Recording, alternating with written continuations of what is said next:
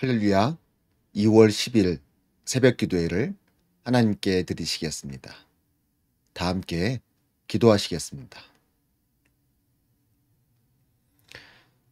오 주님, 이 시간 저희가 주님께 나아갑니다. 우리의 온 마음과 온 힘을 다하여 주님께 나아갑니다. 나의 모든 열정과 나의 모든 믿음의 고백, 이 시간 주님께 올려드립니다. 이 예배를 기쁘게 받으시고 우리 모든 예배자들의 심령마다 주님 함께하여 주시옵소서. 크신 은혜로 역사하여 주시옵소서. 감사를 드리며 예수님의 이름으로 기도드리옵나이다. 아멘. 할렐루야. 이 시간 다 함께 찬양하시겠습니다. 찬송가 425장, 찬송가 425장, 나 캄캄한 밤 죄의 길에, 함께 찬양하시겠습니다.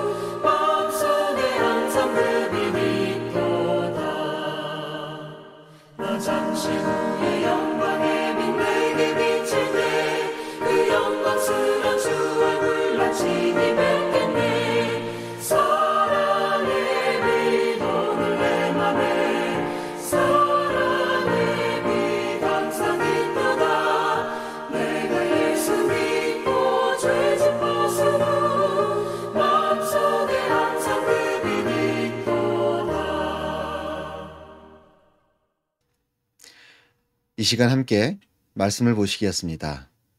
오늘 함께 나누실 말씀은 누가복음 11장 29절로 36절까지의 말씀입니다. 누가복음 11장 29절서부터 36절까지의 말씀을 제가 봉독해 드리겠습니다. 무리가 모였을 때에 예수께서 말씀하시되 이 세대는 악한 세대라. 표적을 구하되 요나의 표적밖에는 보일 표적이 없나니 요나가 니느웨 사람들에게 표적이 됨과 같이 인자도 이 세대에 그러하리라. 심판 때에 남방 여왕이 일어나 이 세대 사람을 정죄하리니 이는 그가 솔로몬의 지혜로운 말을 들으려고 땅 끝에서 왔음이오니와 솔로몬보다 더 큰 이가 여기 있으며 심판 때 니느웨 사람들이 일어나 이 세대 사람을 정죄하리니 이는 그들이 요나의 전도를 듣고 회개하였음이오니와 요나보다 더 큰 이가 여기 있느니라. 누구든지 등불을 켜서 속에나 말 아래 두지 아니하고 등경 위에 두나니 이는 들어가는 자로 그 빛을 보게 하려 함이니라. 내 몸의 등불은 눈이라. 내 눈이 성하면 온몸이 밝을 것이요 만일 나쁘면 내 몸도 어두우리라. 그러므로 내 속에 있는 빛이 어둡지 아니한가 보라. 내 온몸이 밝아 조금도 어두운 데가 없으면 등불의 광선이 너를 비출 때와 같이 온전히 밝으리라 하시니라. 아멘. 누가복음 11장 29절로 36절까지의 말씀을 함께 읽었습니다. 팬데믹이 시작된 후 조금의 시간이 흐른 후에 영상 하나를 본 기억이 있습니다. 어떤 전도자가 미국 전역의 각 대도시를 돌아다니며 그 대도시의 한 복판에서 회개를 외치는 그런 영상이었습니다. 뉴욕에서도 했고요. 시카고에서도 했고요. 또 LA에서도 했고요. 그 밖에 여러 대도시의 시내 한복판에서 회개하라. 이러한 팬데믹이라는 어려움이 우리에게 닥친 것은 우리가 죄악 가운데 거하고 있기 때문이다 라고 하며 한참 동안 그 큰 목소리로 회개를 요구하고 외치는 그런 장면을 찍은 영상을 본 기억이 있습니다. 저는 그 영상을 보면서 감동을 받았고요. 또 일정 부분 제 마음속에 찔림이 있었습니다. 내가 그동안 하나님의 말씀대로 잘 살아왔나? 하나님의 일을 한다고 하지만은 정말 주님께서 기뻐하실 만한 그런 일꾼의 모습으로 살아왔는가를 다시 한번 생각해 보게 됐습니다. 아마 저 말고도 많은 분들이 그 영상을 본 많은 분들이 도전을 받았을 거라 생각을 합니다. 그런데 그렇게 도전을 받았던 사람들이 있는가 반면 또 그 영상을 봤지만은 전혀 도전도 되지 않고 감동도 없고 전혀 마음의 어떤 동요도 일어나지 않는 아마 그런 사람들도 많이 있었을 것입니다. 특별히 예수를 믿지 않는 자들은 그런 영상을 보고도 또 누구 어떤 또 이상한 기독교인이 무슨 영상을 찍어서 올렸구나 라고만 생각했을지도 모르겠습니다. 이처럼 말씀이 선포되어져도요. 어떤 사람은 그 말씀을 들으려 하고 그 말씀 가운데 도전을 받지만 또 어떤 사람들은 그렇지 않다는 것입니다. 여러분들은 어떻습니까? 여러분들도 최소한 일주일에 한 번, 그렇죠. 최소한 일주일에 한 번은 말씀을 들으시지 않습니까? 주일날. 그뿐 아니죠. 또 이렇게 새벽 영상을 들으시는 분은 일주일에 또 최소한 3번의 말씀을 더 들으시는 거고요. 또 이렇게 듣는 말씀 외에도 또 큐티를 하면서 또 말씀을 읽고 묵상하게 됩니다. 이처럼 우리가 매일 혹은 또 일주일의 삶을 볼 때 정말로 꽤 그래도 상당한 양의 말씀을 듣는데 어떠십니까? 말씀을 들을 때마다 은혜가 되십니까? 도전이 되십니까? 혹은 찔림이 있습니까? 혹은 결단을 하십니까? 어떤 경우에는 그렇지 않은 경우도 있다는 거죠. 듣고 나서 좋은 말씀이네. 그런데 자기 자신과는 아무런 연관점을 찾아내지 못한다거나 연결을 시키지 못하고 끝나는 경우가 아마 있지 않았었나 그런 생각을 해보게 됩니다. 말씀을 들어도 깨달음이 없는 거죠. 말씀을 들어도 마음의 움직임이 없고 결단하지 않고 변화하지 않는다는 것이죠. 물론 그런 경우를 할지라도 계속 말씀을 가까이 하고 들음으로 말미암아 결국에는 말씀을 통해서 어떤 변화가 일어나는 것을 경험하기도 하는데, 여하튼 우리의 심령이 완악해지고 딱딱해져서 말씀에 쉽게 도전받지 못하고 마음의 움직임이 없다는 것은 참 안타까운 일이 아닐 수 없습니다. 오늘 말씀에서 이야기하고 있죠. 솔로몬 때에 에디오피아 여왕이 그 솔로몬의 지혜의 말씀을 들으려고 그 먼 길을 여행해서 솔로몬 왕을 찾았습니다. 또 요나가 니느웨에서 회개하라 말씀을 외쳤을 때 그 니느웨 사람들은 자기 옷을 찢고 제 위에 앉아서 눈물로 회개했습니다. 그들은 말씀을 들으려고 했고 말씀을 듣고 변화했다는 것이죠. 도전받고 결단했다는 것입니다. 그들의 삶이 바뀌었고 그들의 신앙관이 바뀌었고 그들의 믿음이 한층 성숙해졌다는 것입니다. 말씀을 듣는 우리에게 필요한 것은 무엇이냐? 바로 그런 도전과 변화가 필요하다는 것입니다. 그런 것이 없다면 아무리 말씀을 많이 들은들 아무 소용이 없다는 것이죠.